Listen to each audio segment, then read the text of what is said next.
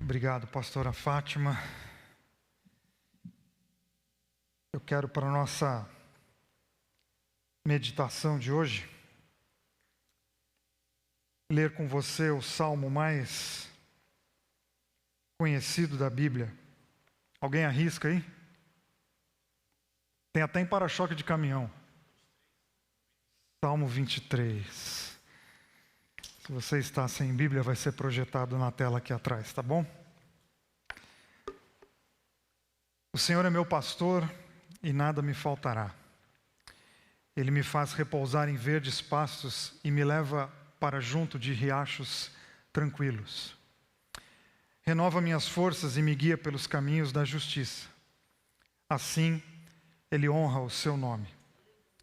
Mesmo quando eu andar pelo vale escuro, vale da morte, não terei medo, pois Tu estás ao meu lado.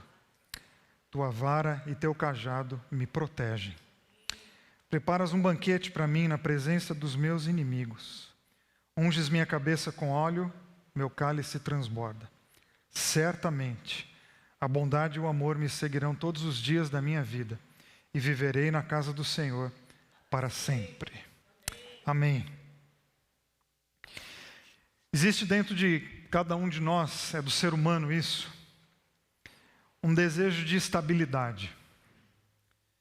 A gente está em busca de estabilidade financeira, a gente quer busca de estabilidade emocional, de estabilidade relacional, a gente quer ter uma vida estável.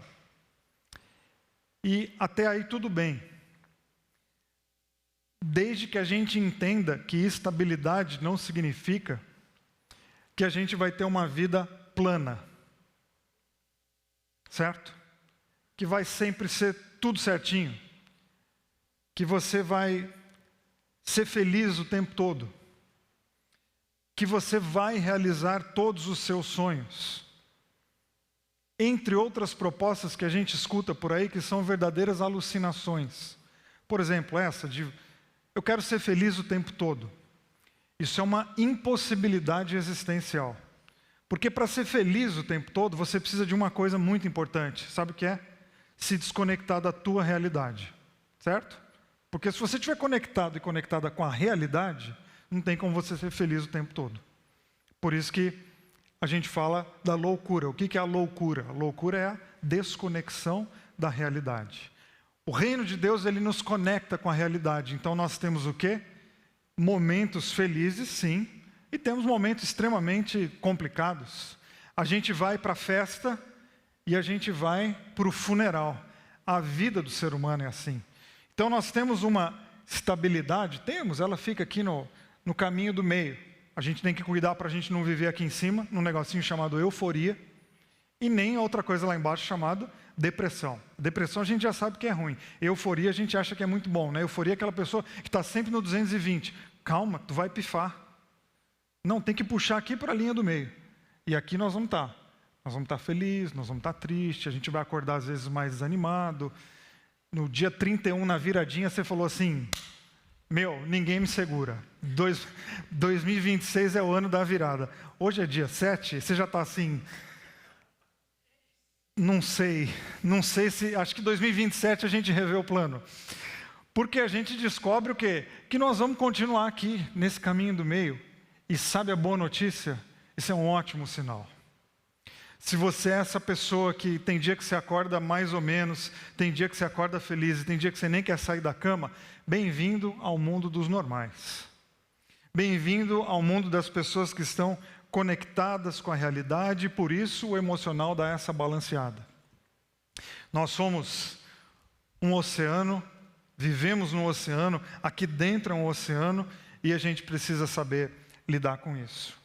O gráfico emocional nos diz isso, e o gráfico espiritual também nos diz isso. Se você já leu Eclesiastes capítulo 3, ele ensina que não tem uniformidade na vida. O que ele diz? Que há tempo para todas as coisas. Todo é muito, hein? Mas está escrito lá, Eclesiastes capítulo 3. Há tempo de plantar e há tempo de se arrancar aquilo que você plantou. Há tempo de rir e há tempo de chorar. Aconselho que você leia Eclesiastes 3 na versão A Mensagem das Escrituras. Tem inclusive uma parte da tradução que ele diz assim: há tempo de você construir e há tempo de você derrubar aquilo que você construiu. Olha que coisa, a gente acha que as nossas ideias são eternas e muitas coisas a gente faz e de repente a gente diz: acho que isso aqui não serve mais. E aí eu preciso derrubar aquilo que um dia eu construí. Serviu por um tempo e não serve mais. E a boa notícia, está tudo bem.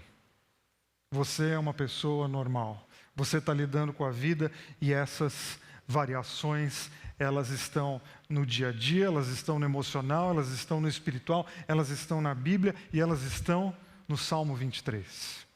É um dos salmos desses textos da Bíblia que eles saem do mundo religioso, né? O Senhor é o meu pastor e nada me faltará. Está por aí, está na boca do povo. E é um salmo lindo, é uma poesia muito linda, metafórica, com figuras de linguagem, e que fala do nosso relacionamento com Deus, de como que pode ser o nosso relacionamento com Deus. E ele começa com uma afirmação, e a afirmação talvez seja o que traz mais confusão na cabeça de algumas pessoas. E qual é? O Senhor é o meu pastor e nada me faltará. Forte, forte. Porque está dizendo que nada me faltará. Só que a gente costuma traduzir o nada me faltará para o quê? Ah, me dei bem, então eu terei tudo, porque nada me faltará. Não. O Senhor é o meu pastor e de nada eu terei falta. É assim que você tem que ler o Salmo 23. Porque o Senhor é o meu pastor, eu não terei falta de nada. O que isso quer dizer? Que nas variações da vida, jamais vai faltar o pastoreio de Deus no teu coração. Por que a gente precisa virar o jogo? Por que a gente precisa trocar a lente da qual a gente lê a Bíblia? Porque senão uma expressão como essa pode gerar mais confusão, mais angústia e mais tristeza ainda na tua vida. Dependendo de como a gente lê o Salmo 23, a gente pode ter no nosso coração um negocinho chamado ilusão. Aí você vai dizer, mas Vili, você está dizendo que o Salmo 23 gera ilusão? Dependendo da maneira como você lê, sim. Porque ele está dizendo no começo, nada me faltará. Então eu passo a vida agora achando que eu estou dentro de uma bolha de proteção e de que Deus vai fazer tudo para mim. Mas aí eu preciso ler a continuidade do Salmo, como nós lemos. Então ele começa dizendo que nada me faltará e depois ele coloca, olha, ainda que eu ande por onde? Pelo vale da sombra da morte. Ele fala dos pastos verdes? Fala, porque na vida tem momentos que a gente anda nos pastos verdes. Pastos verdes é aquela metáfora para aquele momento bom, aquela coisa boa, que legal que eu estou vivendo isso aqui. Mas ele fala de um vale sombrio, que são aqueles períodos extremamente complicados da vida. Por isso que a gente não pode pegar uma frase e transformar ela em frase de guerra. O Senhor é meu pastor e nada me faltará. Pronto, agora ninguém me segura. Não, peraí, continua. Porque pode ser que você precise interpretar de outra maneira, porque vira e mexe algumas coisas batem na porta da nossa casa e mudam a nossa história. Outras nem batem, elas arrombam a porta, entram e dizem, então, a vida mudou. Aí você vai dizer, e aquela história de que o Senhor é o meu pastor e nada me faltará? Mesmo quando a vida muda, mesmo quando a situação mais difícil se impõe, Ele continua sendo teu pastor. Isso não te faltará. Aleluia! Glória a Deus! A gente precisa disso para viver 2026 de uma forma diferente. Para que a gente não transforme a Bíblia num livrinho de abracadabra. Ou quem é mais antigo na vida cristã, lembra da caixinha de promessas? Vocês conheceram a caixinha de promessas? Tá, quem disse sim não é muito novo. Pelo menos não na igreja. A caixinha de promessa é uma caixinha que você puxa um versículo lá e tem a promessa lá e pronto. Aquilo lá é para a tua vida. Aí você pega aquilo lá e agora é aquilo lá. É um perigo. Porque sob qual contexto aquilo foi dito, aonde que aquele versículo está localizado, o que aquilo significa. Então a gente pega frases isoladas e de repente a gente fala, pronto, resolvi. Você vai lá então no meio dessa lógica de puxar o versículo, pegar uma frase e falar, agora eu vou para cima, você lê Paulo dizendo o quê? Tudo posso naquele que me fortalece. Aí você diz, zerei. Olha o versículo que eu puxei na caixinha de promessa. Eu não devia dizer não, mas tem app também da caixinha de promessa. Tudo posso naquele que me fortalece. A gente diz o quê? Ninguém me segura, porque eu tudo posso. Só que a gente não entende que tudo e nada, a gente não está selecionando as coisas, a gente está falando que todas as coisas estão dentro. Eu posso enfrentar todas as coisas, porque Ele me fortalece. Só que como é que a nossa cabecinha lê esses versículos? Tudo posso, porque tudo vai dar certo. Tudo vai funcionar. Nós seremos felizes para sempre. Nós vamos ganhar todo o dinheiro possível. E aí a gente vai sempre colocando as coisas de uma maneira megalomaníaca, como tudo fosse a solução da nossa vida. Aí você vai ler a vida de Paulo. E a vida de Paulo é cheia de perrengue, cheia de problema, cheia de desafio, cheia de luta. E depois de todas essas lutas, de todos esses desafios, ele vem e diz: tudo posso naquele que me fortalece. Ou seja, tudo posso naquele que me fortalece. O Senhor é meu pastor e nada me faltará. Não são gritos de guerra de sucesso. São expressões que revelam uma espiritualidade integral. Onde eu não estou dizendo que porque tenho fé, não vou sofrer. Não, porque tenho fé, eu sei lidar com o sofrimento a partir de outra perspectiva. Não é que porque tenho fé, o pneu do meu carro não fura. Não, ele fura, porque pneu furar não tem a ver com fé, tem a ver com o tempo de rodagem do pneu. Ponto. Porque tenho fé, eu não vou perder o emprego. Não, perder emprego, ser empregado, não tem a ver com fé. Tem a ver com o mercado de trabalho. E perder o emprego tendo fé significa que eu vou enfrentar o desemprego com outra postura. Porque tudo posso naquele que me fortalece. Porque eu tenho um Deus que Ele é o meu pastor e cuida do meu coração. No melhor dos empregos ou no mais difícil do desemprego, Ele continua cuidando de mim. Então nós precisamos inundar o nosso coração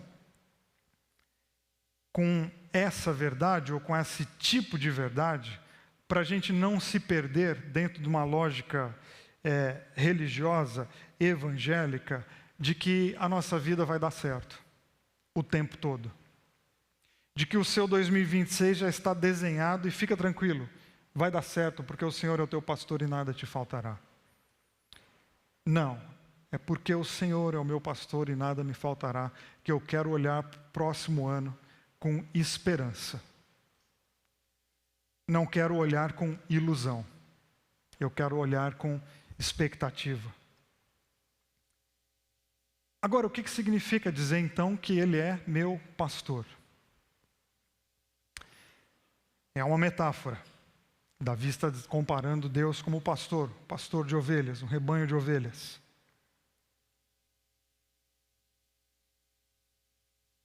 Onde as ovelhas se submetem ao senhorio daquele pastor.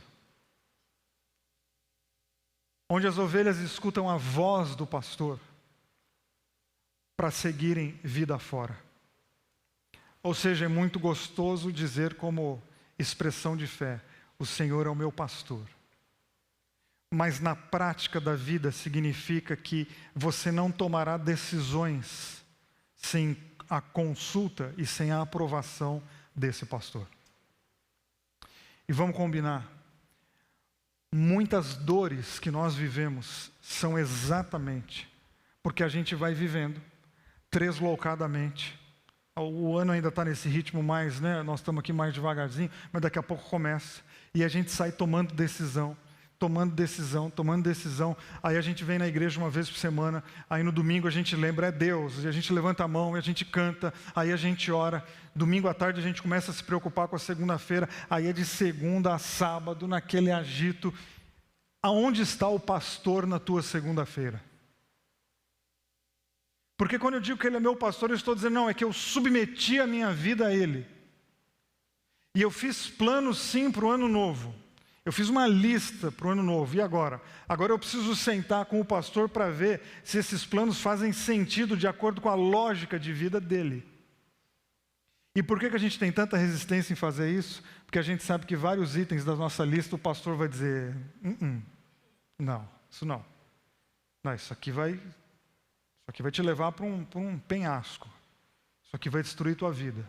Isso aqui vai destruir teus sonhos. Ou seja, a gente precisa, e eu falei sobre isso há uns 2 domingos atrás aqui na Bethesda, e vou falar muitas vezes ainda durante esse ano, a gente precisa na nossa comunidade colocar cada vez mais as nossas vidas pessoais, os nossos projetos de vida, debaixo do senhorio de Jesus. Para que a gente não use a graça de Deus como uma desculpa para a gente fazer aquilo que dá na telha, para no final do processo a gente vir com aquela espiritualidade piegas, dizer assim, o que será que Deus quis me ensinar com isso? Deus não foi colocado no início do processo e agora ele entra no final como responsável? Não, o pastor tem que entrar no começo do caminho. É agora, dia 7 de janeiro de 2026, está começando um novo ano. É agora, eu preciso olhar para o pastor e dizer, eu vou me submeter àquilo que o Senhor diz. E os meus passos, a maneira como eu vivo, a maneira como eu vou votar na eleição, a maneira como eu trato o porteiro do prédio, a maneira como eu cuido dos meus relacionamentos, tudo vai se submeter àquilo que Ele diz. Mesmo que para isso eu tenha que jogar coisas que eu seja extremamente apegado. E nós sabemos que existem coisas no nosso coração que nós somos apegados. E repito, a gente não quer passar por esse filtro do reino, porque a gente sabe que muita coisa vai ter que ficar, nós vamos ter que jogar fora.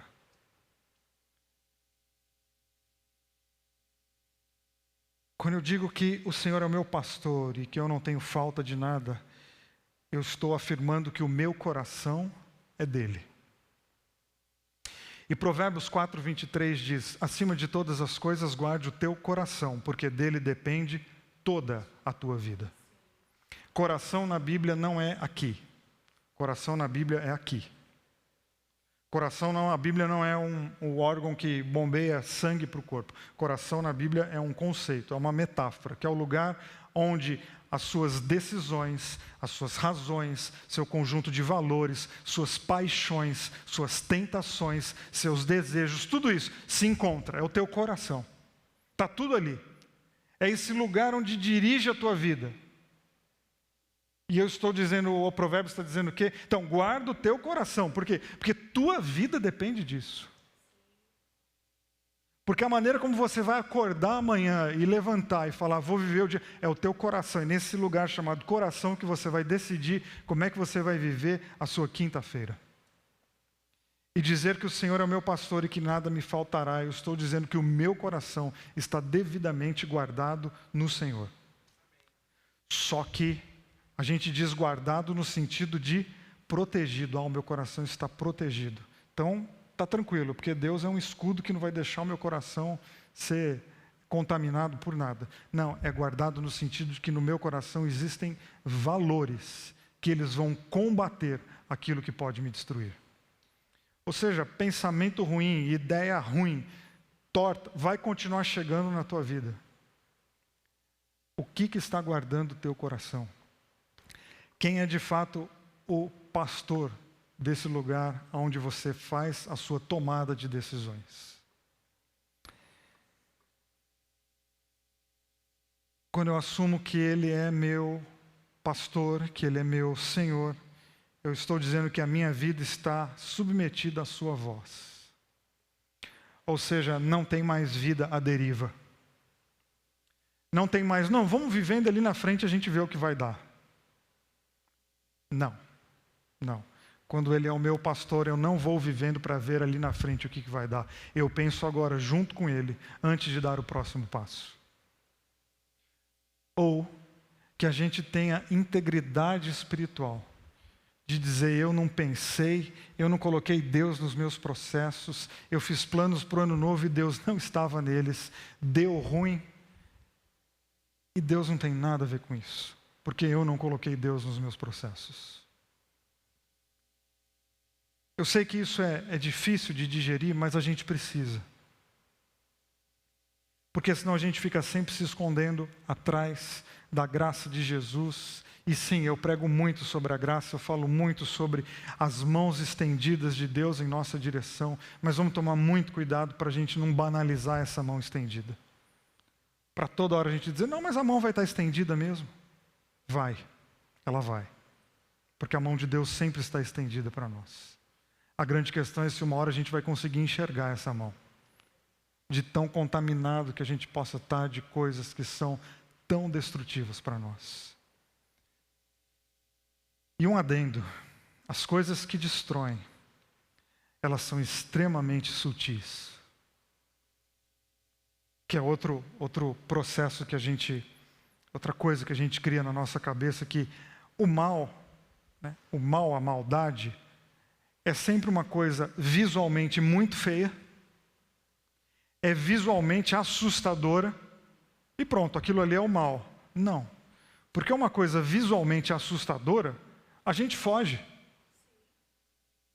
Uma coisa que a gente já bate o olho e fala, que horror. Não, você não vai ficar perto, você vai embora.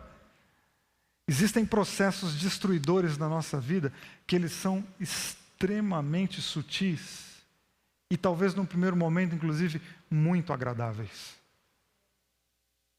Por isso que a gente precisa estar numa comunhão absurda com o pastor, para a gente conseguir identificar aquilo que é real, daquilo que é mentiroso, daquilo que produz vida em abundância e daquilo que só vem para roubar, matar e destruir.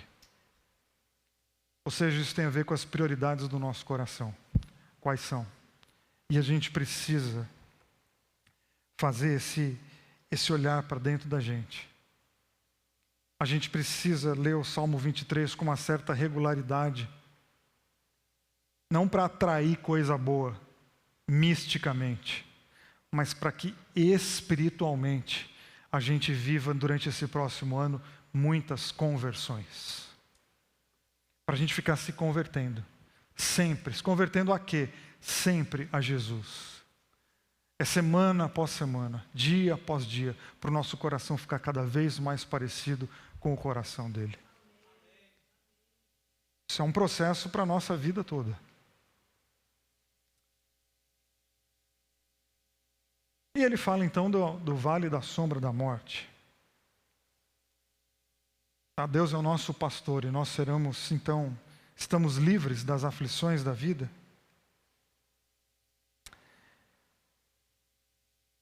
A fé que blinda a gente de problema é uma ilusão. Ela é uma mentira.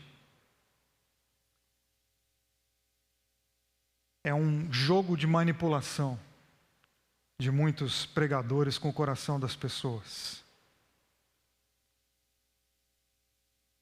Todos nós enfrentamos dias complicados, inclusive Jesus.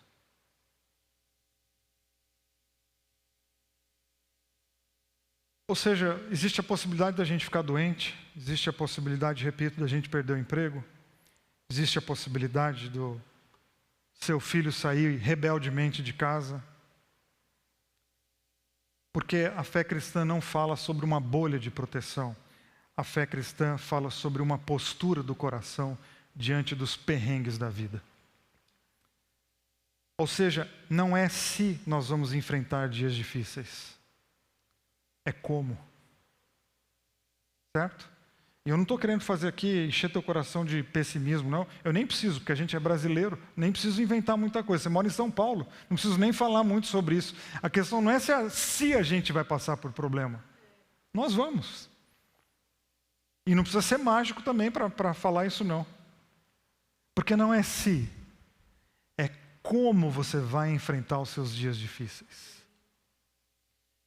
Isso é muito bonito, porque existem diversas posturas com as quais a gente pode enfrentar os nossos dias mais tensos. A gente pode enfrentar com lamúria no coração, a gente pode enfrentar espalhando pessimismo, a gente pode enfrentar das maneiras mais terríveis. Mas a gente pode também enfrentar, sabendo que certamente a bondade do Senhor está conosco todos os dias da nossa vida. E saber disso muda muito a perspectiva com a qual a gente vive. Porque tira inclusive a gente da solidão, tira a gente do abandono, porque nós sabemos que Deus é uma presença que nos acompanha em todos os nossos momentos. Assim como isso traz para nós a possibilidade de que com os nossos dias difíceis, a gente consiga e possa, inclusive, espalhar a bondade de Deus. Porque essa é uma coisa bonita do reino, não é só que a gente tem esperança. Qual é o nosso desafio? Ser esperança. Não é só que eu conheço a bondade de Deus, mas é que a minha vida também expressa a vontade de Deus. Não é só que eu sei do amor de Deus, mas é que por onde eu passo, eu também mostro o amor de Deus. Nós precisamos ter um coração missionário. Nós precisamos ter um coração que espalha tudo aquilo que a gente acredita sobre Jesus, porque a gente sempre quer dizer assim: Senhor, mostra a tua bondade lá para aquela pessoa, e a nossa oração deveria ser: Senhor, eu quero ser a tua bondade na vida daquela pessoa. Porque talvez uma pessoa perto de você esteja enfrentando o vale da sombra da morte, e você está orando assim: Senhor, mostra a tua bondade, e Deus está dizendo para você: vai lá, meu filho, e seja a bondade na vida dela. Então nós temos que ter planos para nós, para a nossa vida ser melhor, e um jeito da nossa vida ser melhor é nós sermos melhores para o mundo que nós servimos.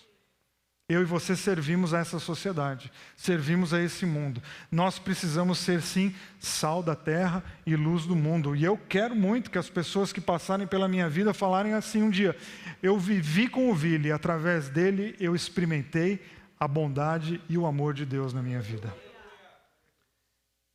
O Viktor Frankl, que eu cito tanto aqui para vocês, ele diz assim: nada proporciona melhor capacidade de superação e resistência aos problemas e dificuldades em geral do que a consciência de ter uma missão a cumprir na vida.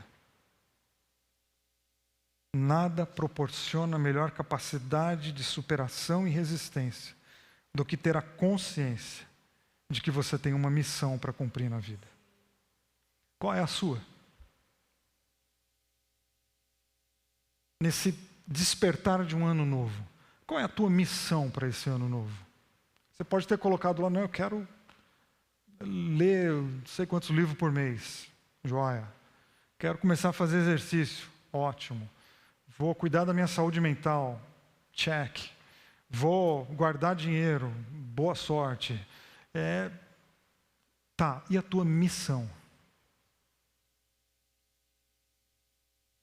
Para o mundo, para o outro, para o próximo, para Bethesda. Qual é a tua missão para a tua igreja esse ano? Você falou assim: não, eu tenho uma missão para a minha igreja, que é o quê? Então, é o quê? Porque a gente precisa ter uma missão para a gente conseguir lidar, inclusive, com as dores da vida.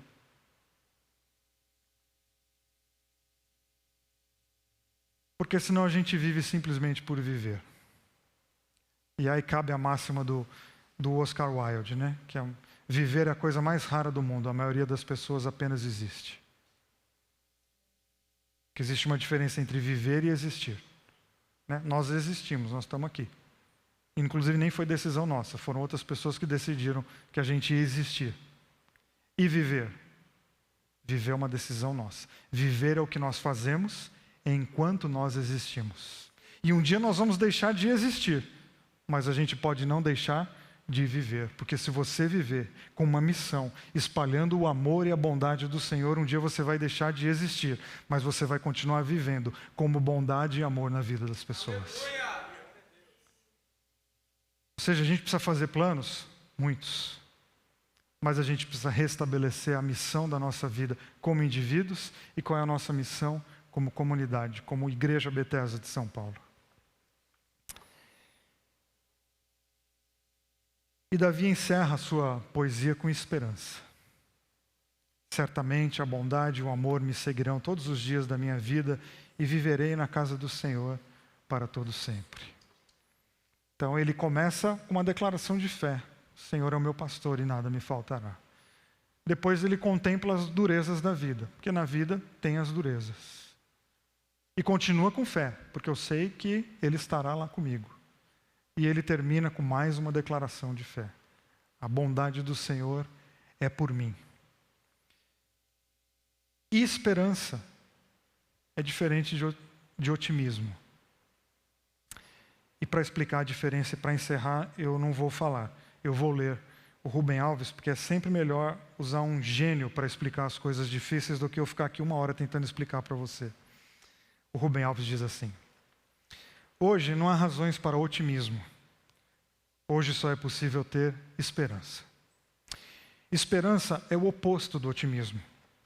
Otimismo é quando, sendo primavera do lado de fora, nasce a primavera do lado de dentro. Esperança é quando, sendo seca absoluta do lado de fora, continuam as fontes a borbulhar dentro do coração. Albert Camus sabia o que era esperança. Suas palavras: e no meio do inverno, eu descobri que dentro de mim havia um verão invencível. Otimismo é alegria por causa de, coisa humana, natural. Esperança é alegria a despeito de, coisa divina. O otimismo tem suas raízes no tempo. A esperança tem suas raízes na eternidade. O otimismo se alimenta de grandes coisas. Sem elas, ele morre. A esperança se alimenta de pequenas coisas. Nas pequenas coisas, ela floresce. Nas pequenas coisas, ela floresce. A gente precisa, para o nosso ano ser novo, apostar na força das pequenas coisas. Deixar de lado essa megalomania do nosso mundo, de que tudo a gente vai fazer vai ser grande, vai ser espetacular, vai chamar atenção. E o reino de Deus está dizendo assim: não. Jesus não é comparado com um rei que tem um império debaixo dele. Deus é comparado com o quê? Com um pastor que está no campo cuidando de ovelhas. Esse é o reino de Deus, possível a todos nós. Das pessoas que acreditam na força das pequenas coisas, que no começo de janeiro elas submetem seus sonhos e os seus planos ao pastor. E aí elas começam a viver mudanças. E no final do ano vão poder dizer: foi muito difícil, mas certamente a bondade do Senhor esteve comigo todos os dias. Amém? Senhor, obrigado por isso. Obrigado pela tua bondade. Obrigado pelo teu amor em nós. Obrigado pela tua palavra tão viva e verdadeira, que através de metáforas, de figuras de linguagens, de histórias distantes, mexe com a nossa estrutura e pode transformar a nossa vida hoje. Que isso seja uma verdade no nosso ano novo, para que a gente não viva somente uma mudança numérica, mas uma mudança de comportamento. Não só uma mudança na nossa fala, mas uma vida espiritual diferente, nova, de mãos dadas com o Senhor. Em nome de Jesus que nós oramos. Amém e amém.